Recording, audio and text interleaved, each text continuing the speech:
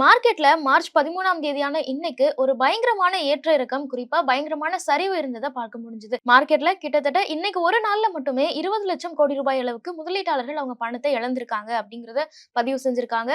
அது மட்டும் இல்லாம இன்னைக்கு வீக்லி க்ளோஸ் இல்ல. சோ வெள்ளிக்கிழமை எப்பயுமே மார்க்கெட் வீக்லி க்ளோஸ் ஆகும்போது நிஃப்டி என்ன நம்பர்ல முடியுது அப்படிங்கிறத பங்குச்சந்தை எக்ஸ்பர்ட்ஸ் எல்லாம் கூர்ந்து கவனிக்கிறாங்க. சோ அதை பொறுத்து மார்க்கெட்டோட ட்ரெண்ட் எப்படி இருக்க போகுது அப்படிங்கிறதையும் சொல்றாங்க.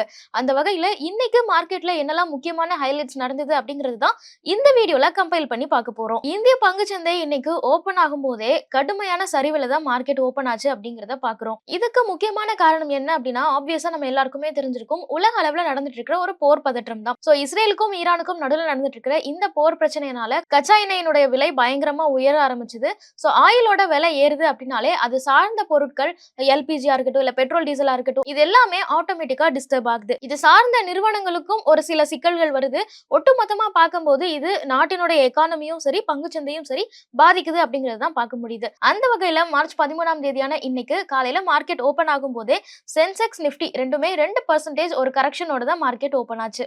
அதே மாதிரி மார்க்கெட் க்ளோஸ் ஆகும்போது தேசிய பங்குச்சந்தை குறியீட்டு எண்ணான நிஃப்டி 2% டவுன்ஃபால்ல 2% இறக்கத்துல தான் க்ளோஸ் ஆயிருக்கு அப்படிங்கிறத பாக்குறோம். இத நம்பர்ஸ்ல சொல்லணும் அப்படின்னா 488 புள்ளிகள் சரிவடைஞ்சு 23,151 புள்ளிகள்ல நிஃப்டி க்ளோஸ் ஆயிருக்கு. அதுவே நீங்க மும்பை பங்குச்சந்தை குறியீட்டு எண்ணான சென்செக்ஸ் எடுத்துக்கிட்டீங்க அப்படின்னா 1471 புள்ளிகள் குறைஞ்சு 74,563 புள்ளிகளோட க்ளோஸ் ஆயிருக்கு. சோ ரெண்டுத்துலயுமே ஒட்டுமொத்தமா நம்ம பார்க்கும்போது 2% கரெக்ஷன் நடந்திருக்கு அப்படிங்கறத பார்க்கலாம். இந்த மார்க்கெட் கரெக்ஷன் ஒரே நாள்ல நடந்துருச்சா அப்படின்னு கேட்டீங்கன்னா, இன்னைக்கு ஒரு 2% வரைக்கும் கொஞ்சம் பெரிய கரெக்ஷன் தான்.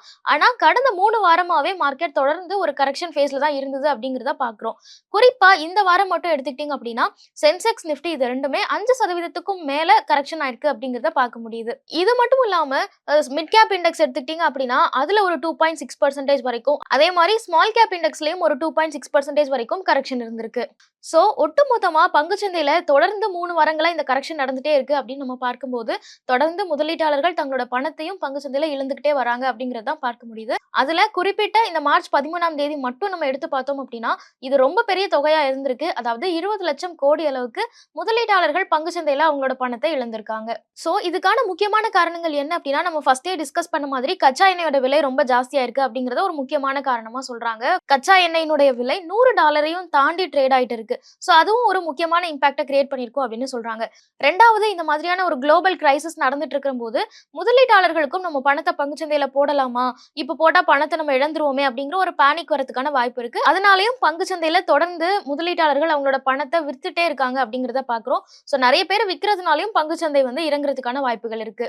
இதெல்லாம் மட்டும் இல்லாம ஃபாரின் இன்வெஸ்ட்மெண்ட், அதாவது எஃப்ஐஎஸும் தொடர்ந்து அவங்களோட பணத்தை இந்தியால இருந்து வெளியெடுத்துக்கிட்டே இருக்காங்க அப்படிங்கிறதையும் பார்க்கிறோம். இதெல்லாம் தான் பங்குச்சந்தை ஒரே நாள்ல 2% வரைக்கும் ஒரு கரெக்ஷன் கொடுத்ததுக்கு காரணமா இருக்கலாம் அப்படின்னு சொல்றாங்க. இன்னொரு பக்கம் இந்த போர் சூழல்னால தான் இந்தியாவுக்கு பிரச்சனை அப்படின்னு கேட்டீங்கன்னா, கடந்த 18 மாசமாவே இந்திய பங்குச்சந்தை ஒரு பயங்கரமான வொலாட்டிலிட்டியை கொடுத்துட்டு தான் இருக்கு. தொடர்ந்து இறக்கத்திலே இருந்த பங்குச்சந்தை சில மாதங்களுக்கு முன்னாடி ஆல் டைம் ஹையை ரீச் பண்ணதையும் நம்ம பார்த்தோம். சரி, ஆல் டைம் ஹையை ரீச் பண்ணிருச்சு, இதுக்கப்புறம் மார்க்கெட்ல ரேலி தான் நடக்குமா அப்படின்னு எதிர்பார்த்துட்டு இருந்த சமயத்துல மார்க்கெட்ல மறுபடியும் ஒரு கரெக்ஷன் இருந்தது. அந்த கரெக்ஷனை இன்னும் டீப் ஆகுற வகையில இந்த மாதிரியான குளோபல் கிரைசிஸும் நடக்கிறதுனால மார்க்கெட் இன்னுமே திருப்பி ஏறாம ஒரு கரெக்ஷன் ஃபேஸ்லயே இருந்துட்டு இருக்கு அப்படிங்கறத பார்க்க முடியுது. சோ ஒட்டு மொத்தமா பார்க்கும்போது பங்குச்சந்தையில எல்லா இண்டெக்ஸஸ்லயுமே இன்னைக்கு ஒரு டவுன்ஃபால் இருந்திருக்கு அப்படிங்கறத தான் பாக்குறோம். அதுலயும் மார்க்கெட் 23,131 அப்படிங்கிற நம்பர்ல க்ளோஸ் ஆனதுனால இன்னும் ஃபியூச்சரிஸ்டிக்கா நம்ம பார்க்கும்போது மார்க்கெட் எப்படி பெர்ஃபார்ம் பண்ண போகுது, இந்த போர் சூழல் கண்டிப்பா ஒரு முடிவுக்கு வரணும் அப்படிங்கிறது தான் எல்லா முதலீட்டாளர்களோட எண்ணமா இருக்கு. சோ நீங்க ஸ்பெசிஃபிக்கா இன்னைக்கு மார்க்கெட்டோட பெர்ஃபார்மன்ஸை எப்படி எடுத்துக்கிட்டீங்க, உங்களுக்கு இந்த ஏற்ற இறக்கம் என்ன மாதிரியான ஒரு இம்பாக்ட கொடுத்துச்சு அப்படிங்கறதெல்லாம் கமெண்ட்ஸ்ல சொல்லுங்க.